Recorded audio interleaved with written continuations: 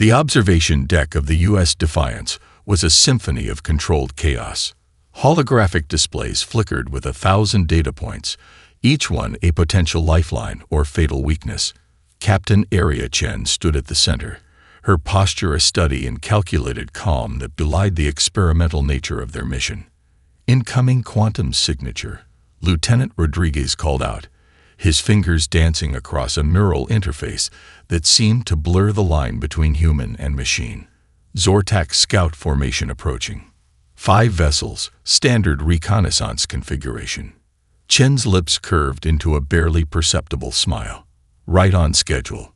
Behind her, Dr. Elena Volkov adjusted her neural dampener, a sleek device that looked more like a piece of avant-garde jewelry than advanced military technology. "Psychological trigger sequences are primed," she reported. "Our little charade is about to begin." The Defiance was an anomaly by every standard of space warfare. To the untrained eye, it looked like a hodgepodge of outdated technologies, exposed conduits, seemingly random hull plating, drive systems that looked cobbled together from salvage yards across human colonies.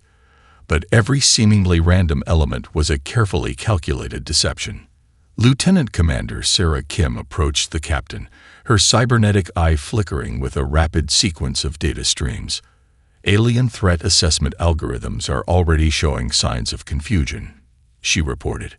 "Our deliberate technological imperfections are triggering their predictive models into overcomplicated response trees." The ship itself was a weapon beyond conventional understanding. Developed in the classified research stations of Luna's dark side, the Defiance represented humanity's most audacious leap in space warfare strategy. It wasn't just a ship, it was a living provocation, designed to make the Zortak question everything they knew about technological superiority. "Incoming communication attempt," Rodriguez announced. The holographic displays erupted with a complex matrix of alien communication protocols, simultaneously a threat assessment, a scanning attempt, and a preliminary threat evaluation. Dr. Volkov stepped forward, her fingers moving in a precise sequence across a haptic interface. "Initiating cognitive dissonance response," she muttered. The alien communication matrix began to shift, subtly at first, then with increasing complexity. To the Zortak sensors, the Defiance would appear as multiple contradictory things simultaneously. A damaged vessel, a potential threat, a malfunctioning piece of technology, a living system that defied categorization. "They're taking the bait," Chen whispered, more to herself than to her crew. The ship's exterior was a masterpiece of deliberate misdirection. Sections that looked like exposed, vulnerable systems were actually advanced adaptive metamaterials capable of redirecting energy weapons. What appeared to be antiquated communication arrays were quantum entanglement communication nodes that could transmit information faster than light. "Weapon systems?" Chen asked, her eyes never leaving the holographic display. Rodriguez chuckled. "Technically offline. Practically. We're a live grenade waiting to be touched." The first Zortak scout ships drew closer. Massive vessels that had conquered countless civilizations, their energy weapons charged and ready. They moved with the confidence of a predator approaching what they believed to be helpless prey. They had no idea. Dr. Volkov's voice cut through the tension. "Psychological stress indicators on alien vessels are spiking. Our deliberate ambiguity is causing significant computational strain on their threat assessment systems." Each member of the Defiance's crew represented humanity's most advanced thinking. Chen was more than a captain. She was a living strategy, a human algorithm designed to outthink alien military doctrine. Rodriguez wasn't just a systems engineer. He was a quantum philosopher who saw technology as an extension of human creativity. Volkov wasn't merely a scientist. She was a weaponized psychologist who understood that the most powerful weapon was confusion. The Zortak were about to learn a fundamental truth about humanity. Our greatest strength was never our technology, but our ability to transform limitation into unexpected opportunity. "All systems nominal," Chen announced. "Let the dance begin." Deep within the crystalline command structures of the Zortak collective, Grand strategist Selnera reviewed the initial reconnaissance data with growing unease. The holographic displays before her were a nightmare of contradictions, a human vessel that defied every known principle of space warfare. Analyze. She commanded the neural network surrounding her. The Zortak had conquered over 17 distinct galactic civilizations. Their military doctrine was a mathematically perfect system of predictive warfare, developed over millennia of technological supremacy. Each conflict was a calculated equation, each civilization a problem to be solved with surgical precision. But this human vessel was an unsolvable variable. In the research complex beneath the lunar surface of humanity's primary research station, Dr. Elena Volkov was the architect of controlled chaos. Her office was a deliberate mess. Holographic displays hung at impossible angles. Data streams crawled across walls that seemed to shift and breathe. Prototype neural interfaces dangled like strange mechanical vines. Psychological warfare isn't about destruction. She lectured to a group of junior researchers. It's about perception manipulation. Her team represented humanity's most unconventional minds. Jake Hawthorne, a former guerrilla warfare specialist turned synopsychological researcher, stood near a massive display showing centuries of alien military encounters. His fingers traced the patterns of conflict, highlighting the moments where seemingly inferior forces had achieved impossible victories. "Look here," Hawthorne pointed to an old recording of the Vietnam War. "Technological superiority means nothing when the opponent rewrites the entire concept of conflict." Volkov nodded. The Zortak were about to learn that lesson firsthand. Back on the Defiance, Lieutenant Rodriguez was orchestrating a symphony of technological deception. His neural interface allowed him to see the ship's systems as a living, breathing organism. Each component wasn't just a piece of technology. It was a potential weapon of psychological manipulation. "Quantum noise generators at 78% capacity," he muttered, adjusting microscopic resonance frequencies. The ship would broadcast signals that would simultaneously appear as communication attempts, technical malfunctions, and potential threat indicators. In the Zortak Command Center, Grand Strategist Selnera watched in mounting frustration. Their most advanced analysis systems were producing conflicting reports about the human vessel. Was it damaged? Threatening? Malfunctioning? The uncertainty was a form of warfare they had never encountered. "We've identified 17 distinct technological incongruities," reported a subordinate neural interface. "The human vessel appears to simultaneously exist in multiple potential states." Selnera's neural implants pulsed with increasing stress. In the Zortak system, uncertainty was a fatal condition. Their entire military doctrine relied on absolute predictability, on reducing complex scenarios to solvable mathematical equations. Humanity was about to introduce them to the concept of elegant chaos. Dr. Volkov's research was rooted in a fundamental understanding of cognitive processing. Every intelligent system, biological or technological, had inherent limitations. The Zortak believed their quantum neural networks were perfect. Volkov knew that perfection was just another form of vulnerability. "We're not trying to defeat their technology," she explained to her team. "We're trying to make them question the very foundation of their technological understanding." The communication burst from the Defiance was a masterpiece of calculated confusion. To Zortak sensors, it appeared simultaneously as a distress signal from a critically damaged vessel, a potential weapons system charging, a malfunctioning communication array, a complex mathematical problem with no clear solution. Each interpretation would trigger different response protocols, creating a cascade of computational confusion. Lieutenant Commander Sarah Kim watched the developing scenario with a scientist's precision and a warrior's intuition. Her cybernetic eye processed information at speeds that would make traditional computers look like ancient abacuses. "They're struggling," she reported to Captain Chen. "Our deliberate ambiguity is causing significant computational strain." The human approach was fundamentally different from every other civilization the Zortak had encountered. Where others saw technology as a tool, Humans saw it as an extension of creativity, of psychological warfare, of the ability to transform limitation into unexpected advantage. Grand strategist Selnera would soon learn that humanity's most powerful weapon was not found in their technology, but in their ability to transform uncertainty into strategic opportunity. The first energy weapon struck the U.S. Defiance with the force of a small stellar event. To any conventional spacecraft, it would have been an instant, catastrophic obliteration. Instead, something impossible happened. The hull rippled, not shattered, not destroyed. Rippled. Like water catching sunlight, the ship's exterior transformed.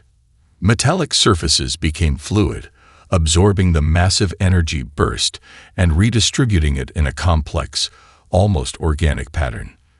Lieutenant Rodriguez's fingers flew across his neural interface, his entire being merged with the ship's quantum adaptive systems. Quantum adaptive layer at 82% efficiency, he called out, his voice a mixture of scientific precision and barely contained excitement. Initiating Moscow Gambit. Captain Aria Chen stood perfectly still, a human anchor in a moment of technological madness. Her eyes tracked the impossible transformation happening around her. A ship that was simultaneously solid and liquid, weapon and shield, threat and vulnerability. In the Zortak command vessel, Grand Strategist Selnera watched her holographic displays with growing horror. The human ship defied every known principle of energy absorption and redirection. Quantum analysis systems crashed, unable to categorize the event unfolding before them. Recalibrating. A neural interface reported, its usually calm tone now tinged with something approaching panic. Unable to establish baseline response parameters. Lieutenant Commander Sarah Kim understood the true nature of what was happening. The ship wasn't just absorbing energy, it was learning from it. Each weapon strike became data, each attack a lesson in adaptation. Her cybernetic eye tracked microscopic changes in the hull's molecular structure, watching as the Defiance literally rewrote its own defensive capabilities in real time. The Moscow Gambit, Chen whispered, is all about turning the enemy's strength into their greatest weakness. Rodriguez had named the maneuver after the historical Russian military strategies that transformed defensive positioning into offensive opportunity. Here, in the vast emptiness of space, they were writing a new chapter of that strategic legacy. Another energy burst struck the Defiance. This time, the hull not only absorbed the impact, but visibly redirected it. Like a living organism, the ship's exterior shifted, creating complex geometric patterns that seemed to bend the very laws of physics. Energy waves twisted, refracted, and were partially returned to their source. Dr. Elena Volkov's voice came through the communication system, her tone a mixture of scientific observation and strategic insight. Psychological impact is critical now. It's not about surviving the attack. It's about making the attacker question their entire understanding of conflict. The Zortak vessels began to hesitate. Their weapon systems, designed to be overwhelming and decisive, were now producing results that defied computational analysis. Each strike against the Defiance generated more questions than answers. Multiple quantum state anomalies detected. A Zortak sensor officer reported, their neural interface struggling to process the data. The human vessel appears to exist in multiple potential configurations simultaneously. Jake Hawthorne, watching from the Lunar Research Base, couldn't help but laugh. It's not about the technology, he explained to the junior researchers around him. It's about breaking their mental model of warfare. On the Defiance's bridge, the crew moved with a synchronicity that blurred the line between human and machine. Rodriguez's neural interface allowed him to feel the ship's adaptive responses as if they were his own biological reactions. When a Zortak weapon prepared to fire, he could anticipate its trajectory, its energy signature, its potential impact, all before the weapon had fully charged. Adaptive resonance field at maximum, he announced. We're no longer just defending. We're teaching. Captain Chen understood the deeper strategy. This wasn't just a battle. It was a lesson in the fundamental nature of human innovation. Each moment was an opportunity to demonstrate that technology was not about overwhelming force, but about adaptive intelligence. The Zortak vessels continued their assault, each strike becoming increasingly hesitant, increasingly uncertain. They were no longer attacking a ship. They were confronting a concept that challenged their entire understanding of technological warfare. "Prepare for Phase 2, Chen commanded, a slight smile playing on her lips. The real demonstration was just beginning. The Zortak Collective's most advanced Sinobiological Research Center erupted into chaos. Holographic displays flickered with data that defied every known principle of technological engagement. Chief Researcher Krelvac stared at the incoming sensor logs, his neural implants struggling to process the impossible information.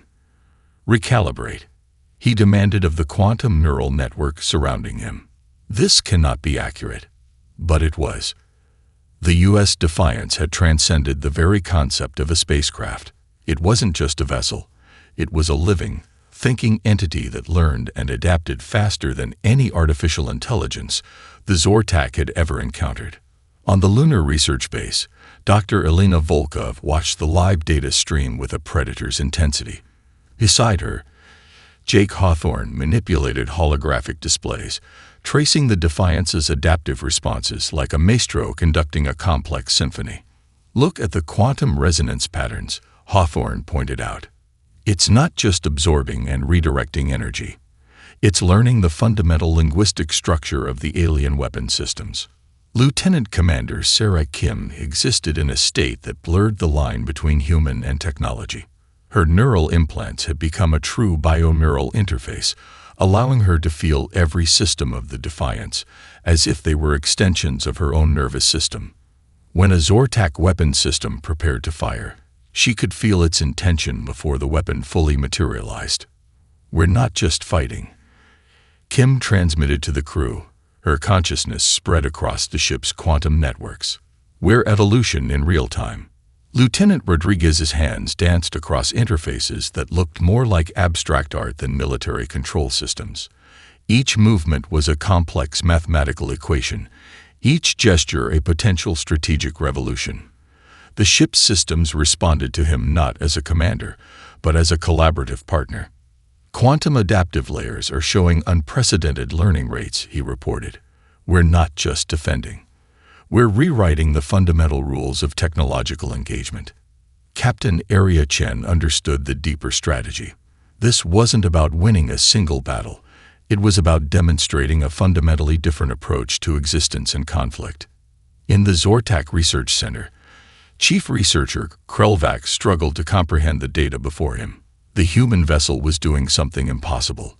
Its technological systems were not just adaptive. They were transformative. Each interaction with Zortak weapons created a new layer of understanding, a new method of response. "It's as if the ship is learning our language," one of Krelvac's assistants reported, their neural interface flickering with confusion.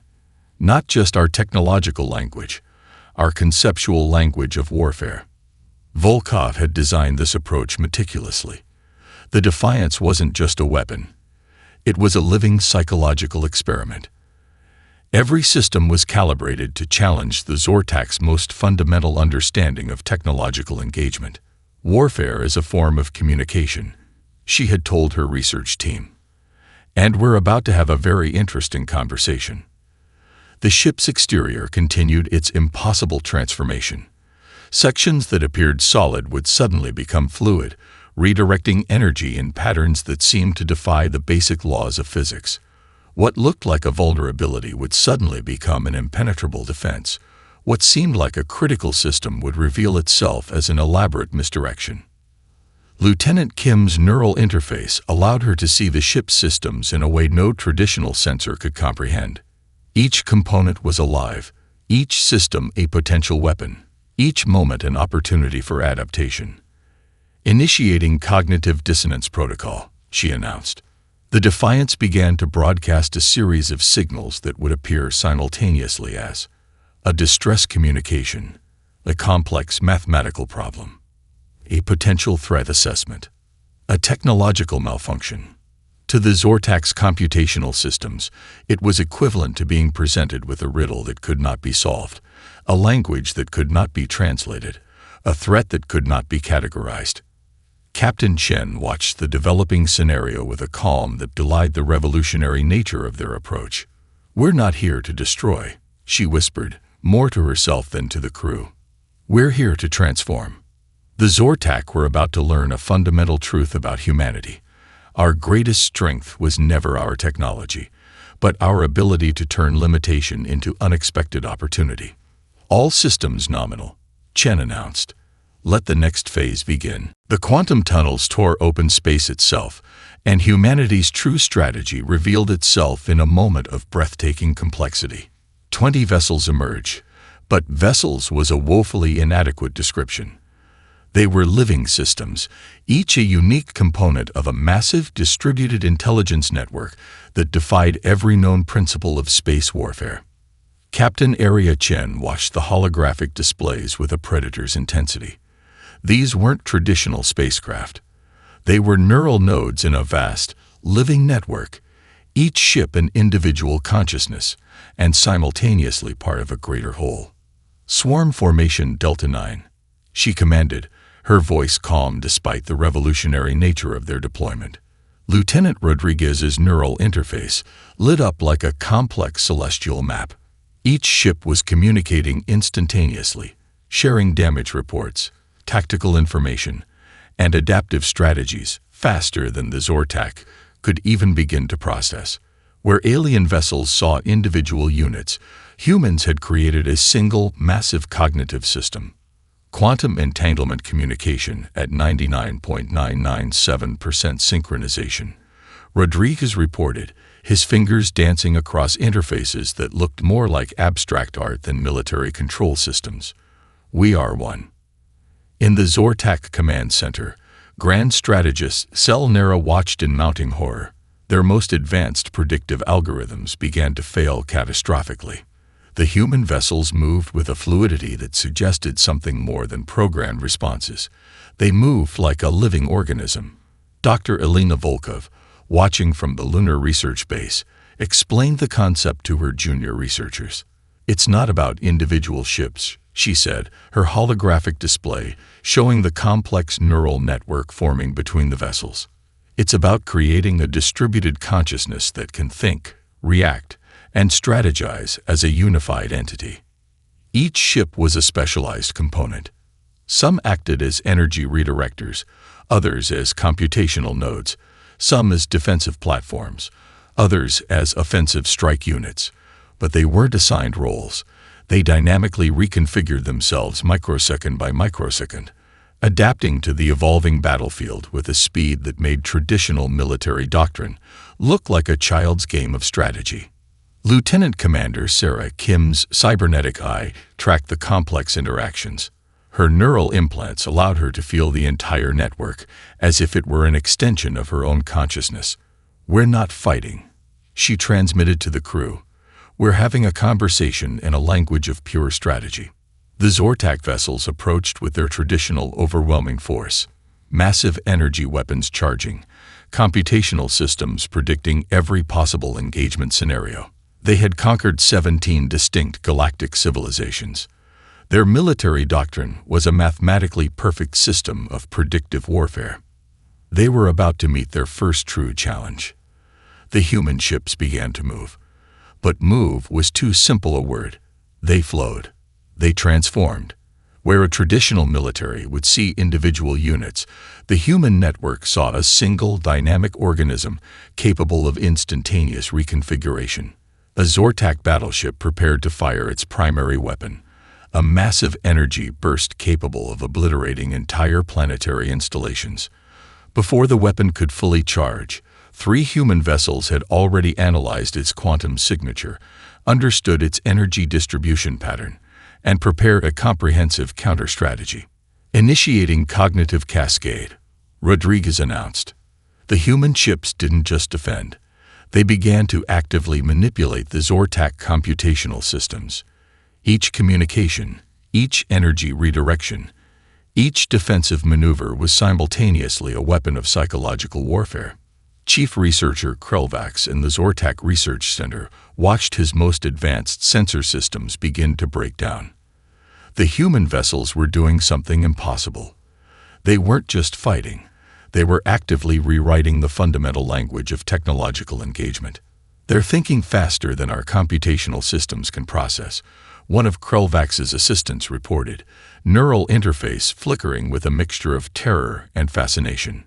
Jake Hawthorne, watching from the lunar base, couldn't help but laugh. It's not about the technology, he explained to the researchers around him. It's about breaking their entire mental model of warfare. Captain Chen's final transmission to the Zortak command was elegantly simple. We're rewriting the rules. The swarm continued its impossible dance across the star field, a living, thinking network that was simultaneously a weapon, a communication system, and a fundamental challenge to everything the Zortak believed they understood about conflict. Humanity had just introduced the galaxy to a new language of warfare. The moment of critical transformation arrived near the event horizon of the Proxima Centauri system's gravitational anomaly. 20 human vessels faced 200 Zortak battleships, a numerical disparity that would have meant certain destruction for any conventional military force. But conventional was a word humanity had long since erased from its strategic vocabulary. Captain Arya Chen's voice was a quantum whisper across the distributed network. Initiate Mobius Protocol. Lieutenant Rodriguez felt more than heard the command. His consciousness spread across the ships like a living neural network, each vessel an extension of a collective intelligence that defied traditional understanding of individual agency. Quantum synchronization at maximum, he reported. We are now one. The Zortak command center erupted into chaos as their most advanced predictive systems began to catastrophically fail. Grand strategist Selnera watched in mounting terror as the human vessels began to move in patterns that violated every known principle of space combat. It wasn't just a battle. It was a living, breathing demonstration of cognitive warfare. Dr. Elena Volkov, monitoring from the Lunar Research Base, explained to her team what was happening. Watch closely, she commanded. This is more than a military engagement. This is a fundamental reimagining of conflict itself. The Mobius Protocol was something beyond a military strategy. It was a quantum-level psychological warfare technique that transformed the very nature of engagement. The human ships didn't just move. They existed in multiple potential states simultaneously, their computational systems creating a living, breathing mathematical proof of adaptive intelligence. Lieutenant Commander Sarah Kim's cybernetic eye tracked quantum-level interactions that would have been invisible to any traditional sensor array. Her neural interface allowed her to feel the entire network as a single breathing organism. We're not fighting, she transmitted to the collective consciousness. We're having a conversation in the language of pure possibility. Each human vessel began to perform impossible maneuvers. They would simultaneously occupy multiple potential positions, their quantum signatures creating a computational nightmare for Zortak targeting systems. Energy weapons would charge, only to find their targets had already ceased to exist in the specific spatial configuration they were targeting. Jake Hawthorne, watching the engagement, understood the deeper strategy. It's psychological warfare at the quantum level, he explained to the researchers around him. We're not just defeating their ships. We're dismantling their entire understanding of conflict. The Zortak vessels responded with increasing desperation. Massive energy weapons that could obliterate entire planetary installations fired, only to find their targets had become something else entirely. The human ships would shimmer, their molecular structures momentarily becoming fluid, redirecting massive energy bursts in ways that defied known physics. Cognitive cascade at maximum efficiency, Rodriguez reported. His consciousness spread across the network like a living mathematical equation. Chief researcher Krelvax in the Zortak Research Center watched his most advanced sensor systems completely break down. The human vessels were doing something fundamentally impossible. They weren't just fighting. They were actively rewriting the fundamental language of technological engagement. They're thinking faster than our computational systems can process, One of Krelvax's assistants reported, neural interface flickering with a mixture of terror and fascination. The critical moment came when the human ships began to actively manipulate the Zortak computational systems. Each communication, each energy redirection, each defensive maneuver was simultaneously a weapon of psychological warfare. One by one, Zortak vessels began to go offline. Not destroyed, not damaged. Simply unable to continue functioning in the face of a computational logic that they could not comprehend. Captain Chen's consciousness spread across the network, a living strategy that was simultaneously a weapon, a communication system, and a fundamental challenge to everything the Zortak believed they understood about conflict. "We are rewriting the rules of engagement," she transmitted. The final moments were a ballet of impossible mathematics. 20 vessels systematically dismantled 200 of the most advanced battleships in the known galaxy, not through overwhelming force, but through a demonstration of adaptive intelligence that transformed the very concept of warfare. As the last Zortak vessel went offline, the human ships did something unprecedented. They began to reconstruct the computational systems of the defeated vessels, demonstrating that their victory was not about destruction, but about fundamental transformation. Humanity had just introduced the galaxy to a new language of conflict, one where intelligence, adaptability, and collective consciousness were the ultimate weapons. The aftermath was a silence more profound than any weapon could create. Galactic communication networks trembled with the implications of what had just occurred.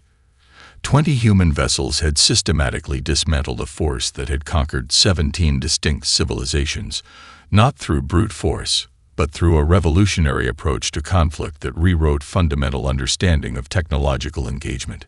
In the Zortak Central Archives, Chief Researcher Krelvax stood motionless, his neural interfaces struggling to process the data streams flooding his consciousness. Centuries of military doctrine had been reduced to a series of computational footnotes. Dr. Elena Volkov watched from the lunar research base, her team assembled around her like students witnessing a fundamental scientific breakthrough.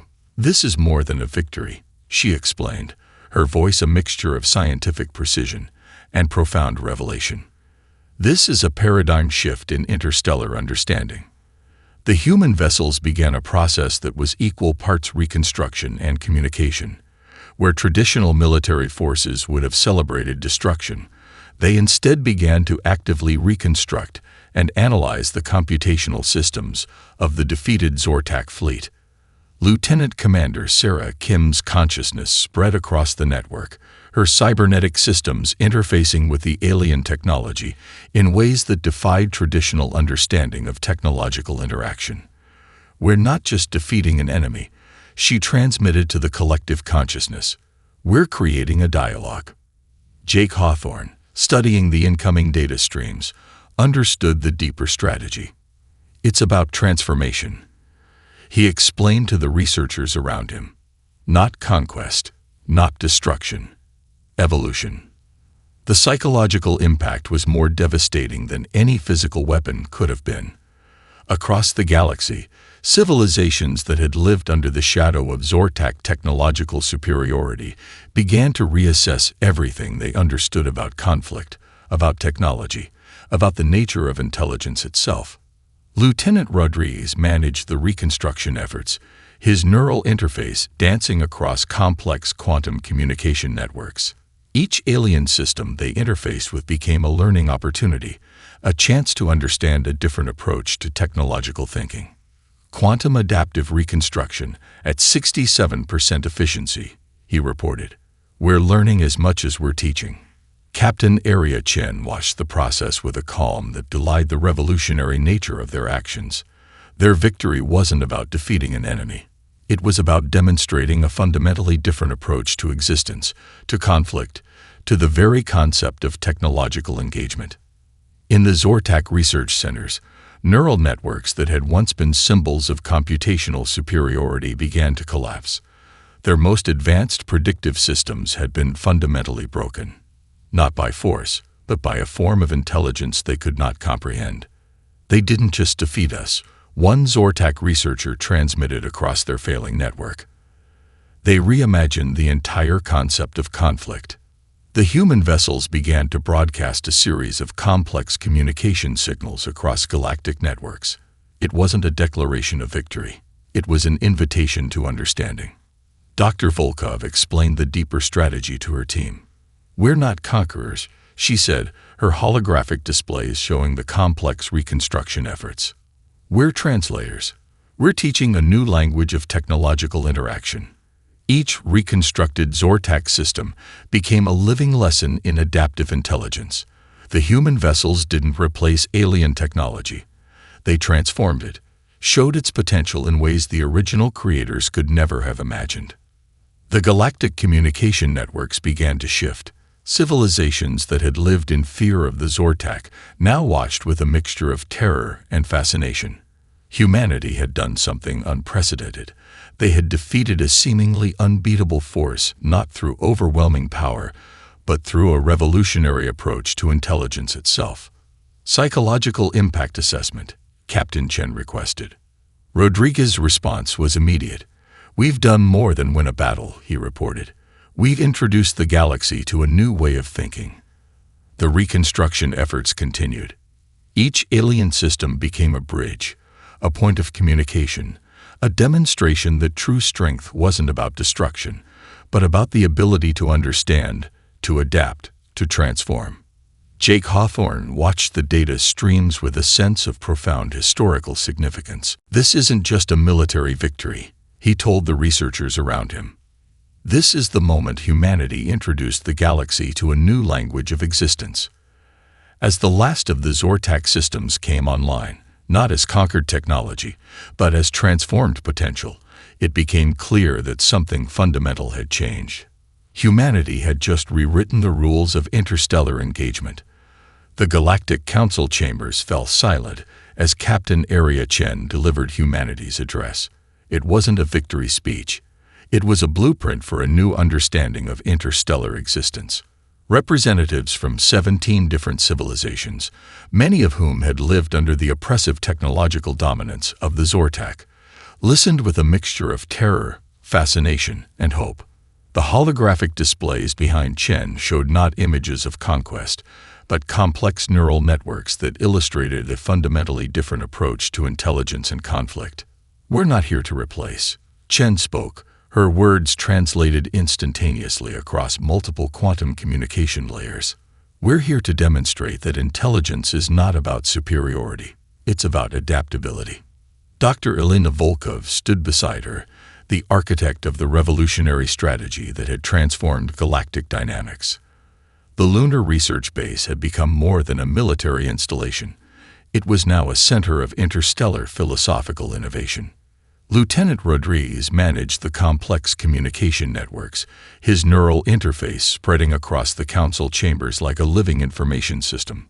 Each translation, each communication was simultaneously a diplomatic gesture and a technological demonstration. "Quantum diplomatic protocols at maximum efficiency," he reported softly to Chen. The communication wasn't just about words.